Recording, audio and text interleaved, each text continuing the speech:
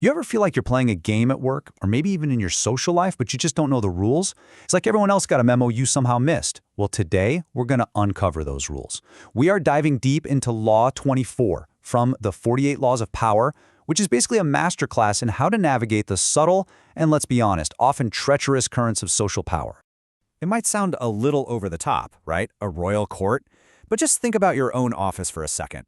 Yeah, there's a formal org chart, but then there are the real power structures, aren't there? The unwritten rules, the people who really have the influence, all those subtle little tests you have to pass. Well, that's what we mean by a modern-day court. Look, the suits and the job titles might be different now, but the game of influence, of favor, of getting ahead, that hasn't changed a bit. And the stakes are still incredibly high. We're talking promotions, opportunities, real influence, or sometimes just keeping your job. Winning this game isn't just about being good at what you do. It's about mastering the art of social dexterity. So, if we're all sort of navigating our own version of this modern court, how do we actually succeed? Well, the answer, according to this law, is all about understanding and embodying the art of the perfect courtier. So let's break down what that really, truly means. Here it is, the law as it's written. And let's get one thing straight right from the start. This is not about being a sycophant, a brown-noser. That stuff is clumsy, it's obvious. This is about something way more refined, way more strategic. It's about playing the game with grace, with intelligence, and with a whole lot of foresight. This quote really just gets right to the heart of it. A courtier's world is all about power and political dexterity. See, it's not about brute force, it's not about being the loudest person in the room, it's about these subtle, graceful moves. And the book argues that if you can actually master this art, your potential for advancement, for influence, it's pretty much unlimited. So let's be super clear. When we talk about the court, we're talking about your world. It's your office, yeah, but it's also your volunteer group, your creative community, maybe even your family.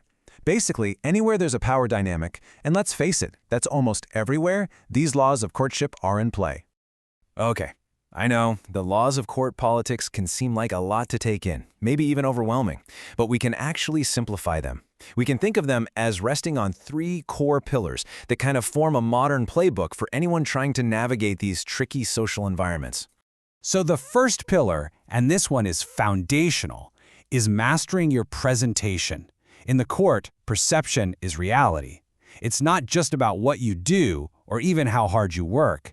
It's about how you are seen doing it. This is the absolute bedrock of your power. Okay, this is so critical. So let's slow down here for a minute. First, avoid ostentation. You know that person at work who's always talking about how hard they're working or how brilliant their latest idea was? Does that make you admire them? Or does it kind of stir up insecurity and envy? Right. Flaunting your talents just makes other people uncomfortable. Instead, you practice nonchalance, the art of making hard things look easy. The person who delivers a game-changing project with this calm demeanor, like it was nothing, that inspires awe, not resentment. It builds this aura of insane competence. And finally, when you do get a win, you don't send a company-wide email shouting about it. No, you arrange for it to be noticed. You let your boss discover your crucial contribution in a report. The impact is 100 times stronger because it feels authentic, not self-serving. The second pillar, mastering your communication, it builds directly on the first one. If your presentation is about what people see, your communication is about what they hear, and maybe more importantly, what they don't hear. In the court, being direct is often a huge mistake. Silence and indirectness, those are your real power tools. Let's break this down with some real-world examples. Saying, "You're a genius, boss," is just obvious and kind of cringy, right? It feels cheap. But saying, "That decision you made last week, it completely turned this project around." Well, that's indirect flattery. You're praising the result of their judgment, which makes your boss look and feel smart without you having to spell it out. And on the flip side, never, ever criticize a superior directly. Instead of saying, "That's a bad idea," which is just a direct shot, try something like, "That's a really interesting approach. I'm just wondering if we've considered the potential downsides of X." See? You're not attacking them. You're inviting them to see the flaws for themselves. It's about guiding, not confronting, and it lets them save face. And that brings us to the third and, honestly, maybe the most challenging pillar of them all, mastering your own emotions while learning to influence the emotions of the people around you. This one might be the hardest for a lot of us. We're always told to be authentic, right? But in the court, raw emotion is a liability. Showing your anger or your frustration just makes you look weak and out of control. Instead, you develop this aura of calm, even when everything around you is chaos. You never complain. You become a problem solver. You're not the court cynic who's always pointing out what's wrong with everybody else's work. Instead, you find things to admire. And why? Because people are drawn to positivity. Powerful people, they're constantly dealing with problems and negativity. If you can be a source of pleasure, someone with a pleasant personality who brings solutions, not more problems, they will want you around. And that proximity, well, that's a direct line to influence and power. But this is an incredibly delicate game, and even the absolute masters can make huge mistakes. To really understand the high stakes here, let's look at a cautionary tale. This one involves two of the most powerful figures in history. So, you have Charles Maurice de Talleyrand. He was one of the most brilliant diplomats and courtiers of his time. His master was Napoleon Bonaparte, one of the most powerful men in the world, but also famously deeply insecure. Talleyrand cooks up this little plan to amuse his boss and flatter his ego. The plan seemed pretty clever. Napoleon loved the thrill of the hunt, so Talleyrand sets one up on his estate. But instead of dangerous wild boars, he secretly bought these huge, tame pigs from a local market. The idea was his servants would chase them out, and Napoleon could just easily shoot them and feel like this incredible, masterful hunter. It was all about giving Napoleon an easy, satisfying win to boost his ego.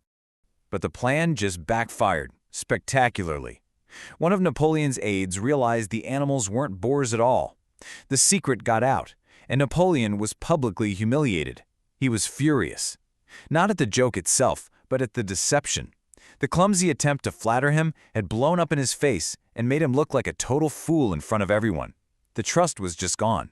And this story just brilliantly illustrates the single most important lesson of being a courtier.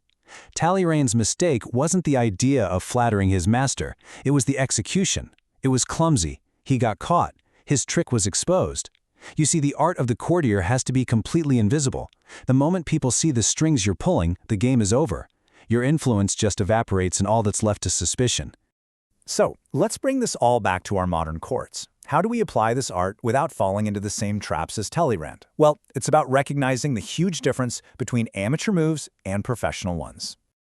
Just look at this comparison here. The amateur is obvious. They brag, they complain, they flatter in a way that makes you cringe. The courtier, on the other hand, is graceful. Their efforts seem natural, their praise feels real, and their composure is just unshakable. You could say the amateur plays checkers, while the courtier plays a very subtle game of chess, always thinking 10 moves ahead. Ultimately, this law is really just an invitation for us to become really keen observers of our own environments. So I'll leave you with this question.